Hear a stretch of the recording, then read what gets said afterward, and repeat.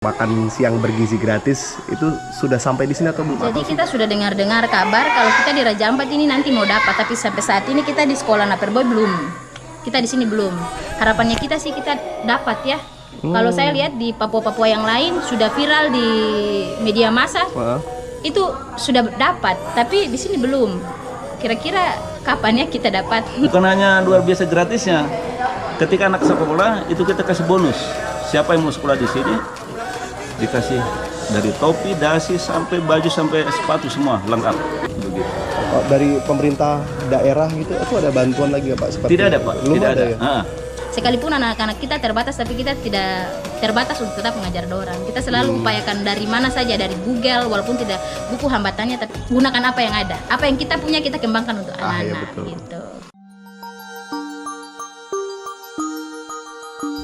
Negeri dengan sumber daya alam yang melimpah dan keindahan yang tidak ada tandingannya, ternyata memiliki segudang masalah di dalamnya. Saya pergi ke ujung timur Indonesia dan mengunjungi salah satu sekolah yang ada di sana dan menemukan banyak masalah di dalamnya.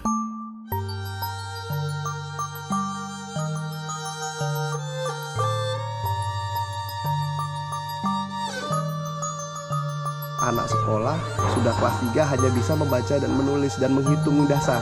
Iya, dasar-dasar. Nah, itu bisa diceritakan lebih detail nggak? Jadi kendalanya itu karena memang anak-anak ini butuh perhatian khusus juga dengan orang tua. Tapi ada orang tua yang bisa membaca, ada orang tua yang tidak bisa membaca. Jadi kita mau kembalikan mereka rumah juga tidak bisa. Jadi lebih ekstra kita guru-guru. Jadi anak-anak kelas 3 baru bisa membaca, menulis, menghitung. Ada pun yang masih eja-eja. Kalau di Jakarta kan sudah lebih berkembang. Tapi kalau kita di Papua sini, khususnya Naperboy, saya tidak bilang yang lain. Naperboy, SD Persiapan Naperboy, karena saya lebih kenal, saya punya anak-anak. Jadi anak-anak ini dorang walaupun sudah kelas 3 tapi menulis itu tulisannya masih acak, terus berhitung kalau yang awal 1 sampai 100 mungkin bisa, tapi sudah sampai di atas sudah tidak bisa. Jadi kalau dasar-dasar mereka sudah lebih, tapi belum terlalu memahami, masih sedikit sih.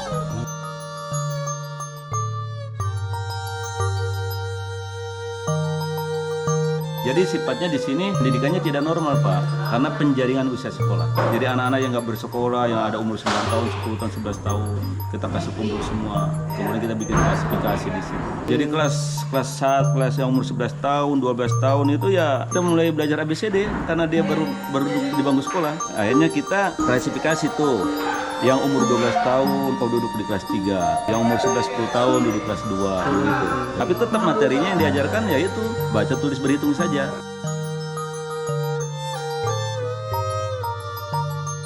Sampai akhirnya kemudian pemerintah itu ada perhatian ke kita, dan itu pun kita laporkan sih kepada pemerintah. Lapor ke dinas ya Pak? Lokasi jauh. Kita sudah ajukan izin operasionalnya, akta pendiriannya kita sudah ajukan. Kemudian tanahnya kita sudah minta di orang adat. Hanya dikasih tanah lah 60 kali 140. Nah kemudian akhirnya pemerintah merespon, diberikan bangunan ini, gitu.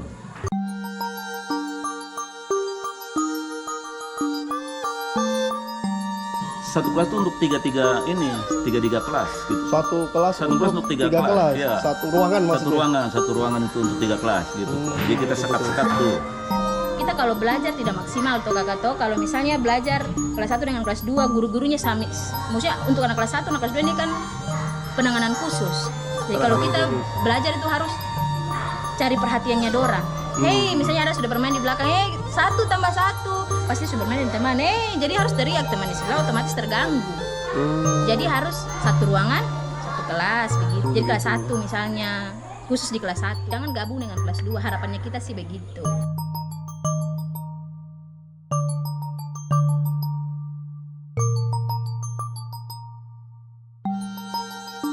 Anak-anak seperti ini ya, misalnya belum tahu membaca, belum tahu berhitung. Jadi kita harus benar-benar fokus. Jadi kita melatih dorang itu benar-benar harus fokus, berikan yang terbaik buat dorang. Bagaimana kita mau fokus kalau kita teriak anak-anak yang kelas lain? Karena belajar anak ini tidak bisa dengan lemah lembut. Anak-anak di sini beda. Jadi harus dengan suara yang lantang supaya dorang lebih fokus begitu. Jadi tidak bisa belajar anak-anak perhatikan di sini. Oh, tidak bisa. Anak-anak di sini beda.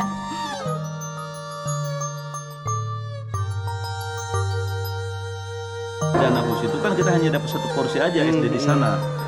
Jadi kita bagi-bagi begitu ya, itu tidak mencukupi. Enggak mencukupi. Iya, karena kita mungkin sedikit untuk biaya guru-guru honornya sedikit, toh. Kemudian untuk fasilitas dan sebagainya gitu Pak. Kayaknya nggak mencukupi, makanya buku-buku itu sangat kurang. Sangat kurang buku ya. Terlebih lagi ketika saya membuat SMP lagi. Udah bikin SMP, sekarang ini SMP ini kan gratis Pak. Bukan hanya luar biasa gratisnya. Ketika anak sekolah itu kita kasih bonus. Siapa yang mau sekolah di sini dikasih dari topi, dasi sampai baju sampai sepatu semua lengkap. Ya alhamdulillah, jadi angkatan pertama terjumlah siswa 17 SMP. Kemudian angkatan kedua lagi 25. Tapi itu sama, dikasih gratis itu. Jadi pendidikan nggak dipungut apa-apa. Begitu. Kalau seragam kita dikasih begitu saja. Begitu. Kalau dari pemerintah daerah gitu, itu ada bantuan lagi nggak Pak? Seperti Tidak ada Pak, belum tidak ada. ya?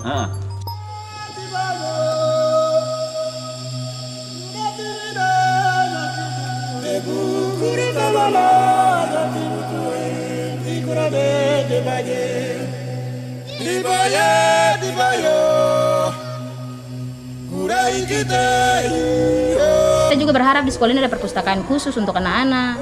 Baru penyediaan buku untuk kita guru-guru, misalnya kurikulum merdeka, kita berharap kita dapat buku. Ini saya cuma di kelas 2 cuma buku bahasa Indonesia, matematika sama Pancasila. Iya, hanya 3 buku. Kita juga berharap perhatian untuk perpustakaan, mungkin ada ruang lab khusus untuk kita anak-anak berboy.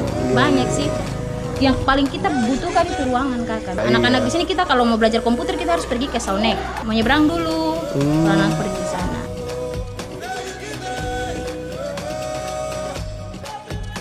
Makan siang bergizi gratis itu sudah sampai di sini atau belum? Atau sudah ada implementasinya? Jadi kita sudah dengar-dengar kabar kalau kita di Raja Ampat ini nanti mau dapat, tapi sampai saat ini kita di sekolah Naperboy belum. Kita di sini belum. Harapannya kita sih kita dapat ya. Kalau saya lihat di Papua-Papua yang lain sudah viral di media massa, itu sudah dapat, tapi di sini belum. Kira-kira kapan ya kita dapat? Jadi yang kemarin kita dengar Senin yang lalu sudah dapat, tapi belum. Habis ulang Senin berikut dapat, tapi belum. Harapannya kita secepatnya kita dapat, karena anak-anak ini juga senang. Apalagi kalau makan gratis, dia suka sekali. Iya betul. Tidak pungut biaya toh. Iya betul. Itu lagi. Kalau dari saya secara pribadi, harapan saya untuk pemerintah, tolong perhatikan kita punya sekolah, kita punya anak-anak di sini juga. Karena kita punya pengadaan buku, itu Bapak Kepala Sekolah sendiri punya upaya. Kadang anak-anak yang baru masuk sekolah, Bapak yang harus beli buku, pensil, pena, sepatu. Kadang baju juga dikasih gratis. Iya, Bapak Kepala Sekolah. Kalau untuk bantuan pemerintah yang lain seperti PIP itu sudah sampai di sini? Nah, PIP sudah. PIP sudah. Ya, PIP itu Pak, kita sifatnya di sini tidak dibagikan pada anak-anak. Kalau di kota, yang dapat PIP itu kan langsung anak-anak sendiri ambil di BRI. Iya. Ya. Kalau saya tidak bisa Pak, karena yang tadi itu beban saya kan sedang merintis. Ya betul. Jadi contohnya sekarang anak yang dapat PIP cuma 10, toh, atau ada 20, misalnya nilainya 9 juta. Maka saya uang 9 juta itu bagaimana kita rapat dengan orang tua siswa diwujudkan jadi suatu barang. Oh iya betul. Sehingga anak yang 60 ini semua dapat semua. Ya, mungkin jadi masuk pakai akal. olahraga kan, atau belikan sepatu. Artinya semua menikmati. Karena kalau ketika ini diberikan kepada yang bersangkutan, pasti mereka enggan untuk berbagi dengan yang lain. Iya. Iya, karena itu dia bilang itu hak saya. Sekalipun anak-anak kita terbatas, tapi kita tidak terbatas untuk tetap mengajar orang. Kita selalu upayakan dari mana saja, dari Google, walaupun tidak buku hambatannya, tapi gunakan apa yang ada. Apa yang kita punya kita kembangkan untuk anak-anak. Padahal saya selalu sampaikan buat saya punya anak-anak bahwa kamu nih harus belajar supaya bisa, supaya besok-besok kamu jadi pemimpin di negeri kamu sendiri. Iya, ibu memang dari Ambon, Maluku, tapi ibu lebih senang melayani kamu anak-anak di Raja Ampat, buat saya khususnya. Selalu bilang buat orang, besok-besok kalau sudah jadi pemimpin di negeri jangan lupain. Jangan lupain. Iya.